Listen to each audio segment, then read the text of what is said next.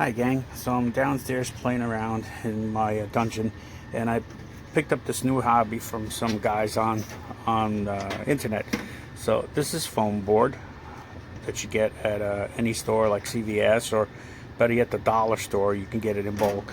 And this kind of building foam board here, this like regular Pink Panther stuff that you could get like Home Depot. And I'm starting to make there's these guys that do the Dungeons and Dragons stuff, and they do minis, and I'm starting to make stuff out of it. They gave me ideas, but I'm going to make sceneries for my monsters. So for instance, I made this.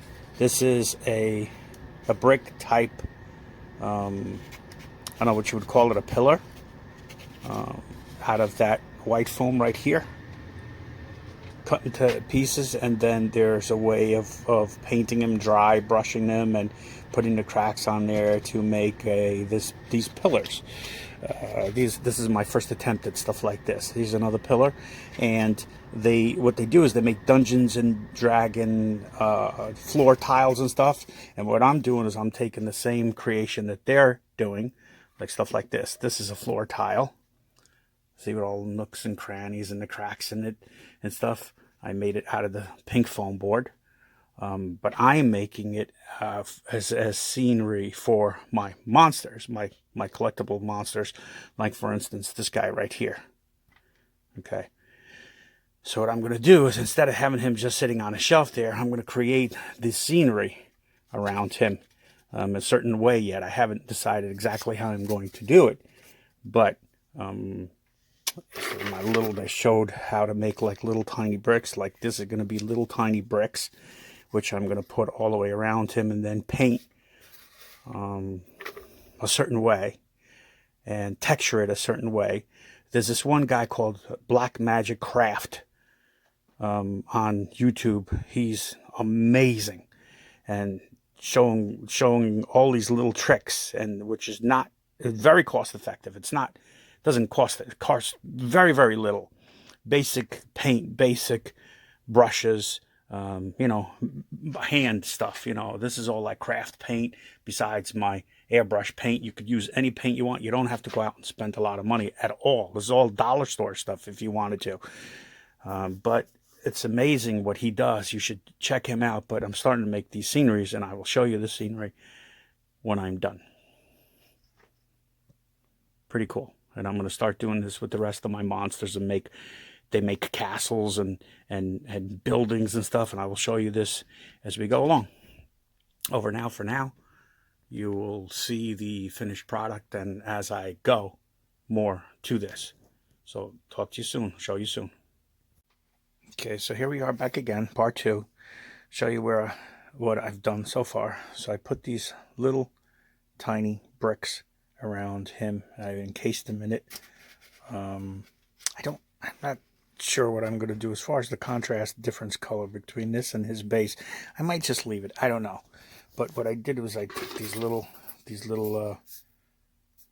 brick pieces, like foam pieces that look like little tiny bricks in there, and that I was showing you guys the other day, and that's what I did. I hot melted them all in a pattern, sort of, kind of, and some stray ones here and there, and then did the Mod Podge black, this stuff here, which I will explain that later on, and went over with a dry brush technique to get this desired effect here. Okay, so I'll show you what the next step is and how far I get. I have to figure out what to do with these pillars, how I'm going to put them, where I'm going to put them. I don't know, and I'm thinking about also putting a back wall of brick. So you'll see what my next step is, and we'll piece it all together. Hi everybody, TC Dungeons here, and today I want to share with you my Proxxon hot wire cutter that I just got in the mail last night. I've been waiting for this thing to come. Kind of excited about it. It's for cutting and contouring styrofoam, thermoplastics, materials. You can see right there, this is the 115E. I don't know if there's any other models besides this. Is the one I learned about through the guys that I follow on Facebook, through all those guys that really know how to use this thing, like Black Magic Craft and all those other amazing people. So I just put it together, and it's right here. This is what it looks like. And for those of you who don't know what this does, is if I could, right there, you see that little, there's a wire right there. It's a very thin wire. The spool is up here, and what this does is this wire heats up red hot, and it's used for cutting all kinds of foam and thermoplastics and materials for hobbies, you know, designs or whatever you want to do with it. So I'm gonna fire it up in a little bit, and I'll come back and show you guys how it cuts. It really wasn't very hard to put together at all. There's some really good videos on it on YouTube, and I kind of watched those videos last night. Just put this thing together, 1, 2, 3. A couple of little things you got to do to put it together with, and which I didn't film that, but trust me, it's very easily. As far as the spool is concerned, how the wire goes through, they made it very user friendly, and it's used for stuff like this, the stuff that I've been working on to make these little you know, these little cuts and these rocks and stuff like that, which I've been doing with a knife. And you can do that, but this is way easier. So once I fire it up, I will show you guys how it works. But so far I could say, before I even turn this thing on, I see why everybody talks about the Proxxon, how the Proxxon is one of the kings out there when it comes to this thing. I'm sure there's other really good wire cutters out there, and this one is a little bit more expensive than the other ones. This one I just got for about $130. I guess you can get them for a little bit cheaper. I didn't find it for much cheaper than that, but it's well worth the price. I can tell you, just in the physical build of this thing alone, and how sturdy it is, and how well put together it is. And it's a heavy little unit. I didn't expect it to be as small as it is. I thought it looked bigger on TV. But when you get it, it's really not that big at all. And you don't really need it to be that big, but it's so far I can tell you guys, it's a very sturdy, it's a very well put together unit. And so once I fire it up, I will come back and show it to you guys, and we'll talk more. Okay, so here we are back with the Proxxon. Now, if you look down here, this is a scale of how the thickness of what you're going to be cutting, and everything is in millimeters, because I do believe this thing's European. But anyway, right here is your adjustment, whether it be 2 millimeters, you know, 2, which would be level 1, 2, 3, 4. It's all corresponds to this right here. The only thing I will say is those numbers are really hard to see, but no big deal. I just turned this thing on. I mean, literally just turned this thing on, and it will instantaneously cook through. I don't know if you saw that. Instantaneously. You get a little bit of smoke. All right, so you kind of want to do this in a well-ventilated area. You just don't want to kind of like close yourself up into the closet to do this, but it's super fast. So let me adjust this thing to what I want right now. I'm gonna this I don't know if I showed this before. So there's a bracket here. There's a guide here that this the T-square, or whatever this particular thing is called. I'm not sure if it's called a T-square, but anyway, there's a slot for it here, and there's a slide for it here, and you can adjust this any way you want. You can make miter cuts, you can make angle cuts. Everything is already here for you on this on the Proxxon itself. But I'm going to measure now the distance between here and the wire heater to get my little let's see. I want to make some more of these little bricks. So I'm going to figure out how, about I don't know, about an inch or so, just make them in various sizes, so they look more realistic. But what you're going to do is you're just going to slide them across, and boom, just like that, just like that. I mean, it's that quick. It's instantaneously hot. Let's do another one. You just watch it. You go right up against the guide, and bang, just like that. Just like that. You could cut a ton of them. They're straight as can be. Now, this particular cut here is not straight because I cut this with a razor. So, you know, if I had the Proxxon, it would have been a little bit more straight. But it's okay for the type of thing that I'm looking for. It doesn't have to be, the bricks, you know, don't have to be all completely perfect. So that's it, man. It's really, really cool. Again, there's, I don't know if you can see, I'm downstairs in the basement. You can see that wire right there. The spool is up here, so if it should break, which eventually, you know, it wears out, you just pull it right back down into that hole. There's an adjustment knob right here. It just tightens down on it. Sorry for the light, man. It's just not that light down here. And it's a really, really cool thing. I mean, once again, I'll show you. It's just, I mean, as fast as I could slide it across. That easy. That easy. And I can see why all these guys are talking about, you know, the difference between cutting it by hand and using a tool like this. It's just extremely quick. And I really do like this thing. I highly recommend it. You know, I don't know as much as all those other guys do. I'm still learning, but you know, the guys that really know what they're doing is where I got this from.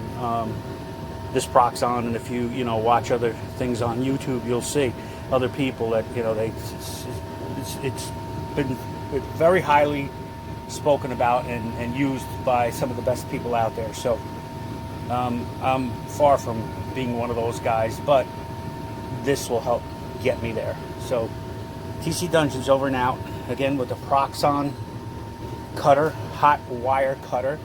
It's definitely worth the money, for sure. Over and out. Hope you enjoyed the video. See you soon. Okay, so guys, so this is what I'm doing. All right, I cut those tiny little brick type pieces of foam with my wire cutter, the Proxon, and I'm doing this. I just took a regular piece of cardboard, and I'm starting to slowly just glue them on. I'm trying to make them random. I'm trying to make them, you know, so that they don't, because you got to remember, this is going to look like a broken down, like, you know, ancient type wall. And I'm just going to keep going. I'll take a piece of my hot melt gun, and I just put it down there. I just keep shifting the pieces, keep shifting the size, and I'll show you this when we are done and how it's going to look. Let me just give you a quick idea. Put this on my Lazy Susan here. So this is, we know how far it's got right now, and this will be the back end, like so. So it'll all make sense when we're done and it's painted, and I will show you guys step by step on how I do it. Over and out. Hi gang, so real quick, I just finished the back of that rock wall. Okay, that's what it looks like. Again, it's just on regular, you know, cardboard here. And how weird and sloppy it looks, but once you put it together,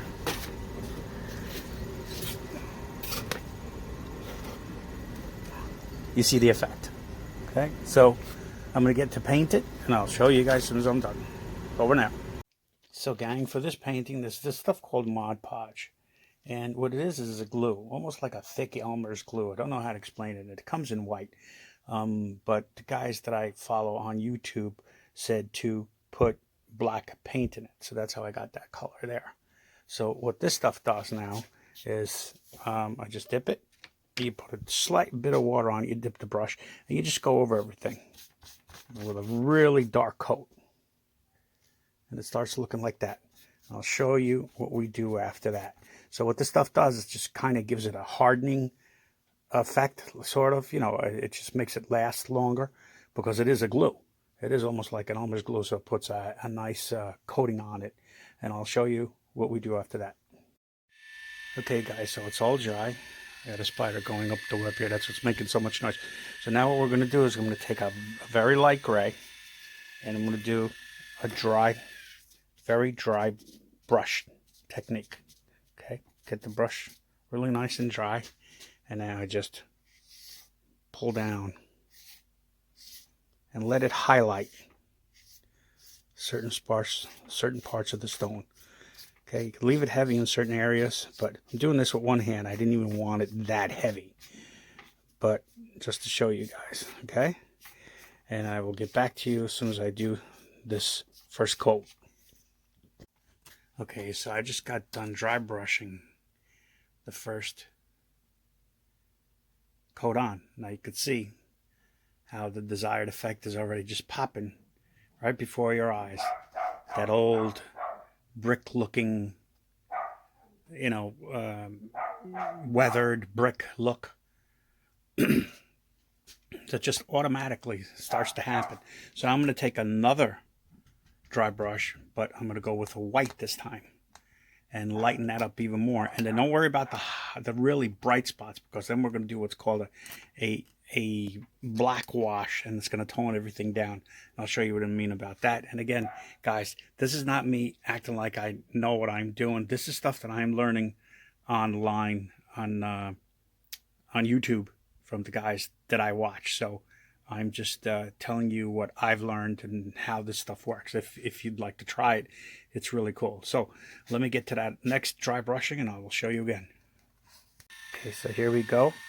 I'm actually using like an off-white, like a vanilla off-white, very dry brush, and just pulling down to let it naturally highlight. See that? Those high spots. It just naturally happens. See that there, right there? Okay, I'll get back to you once I'm done this coat. Okay, and there goes the last coat. Look at that. All that is some dry brushing. Now, if you guys want, I can do a how-to video more from the beginning. I think I've kind of explained it. But, so now what I'm going to do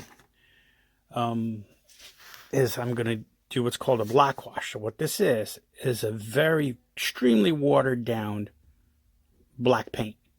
And I'm going to literally pour it on and brush it in, and it'll tone all those high, bright spots down. Get right back to you right after I do it. Okay, so this is it. You've heard of the aha moment. Well, this is the ta-da moment. Ta-da. So that's the final piece right there.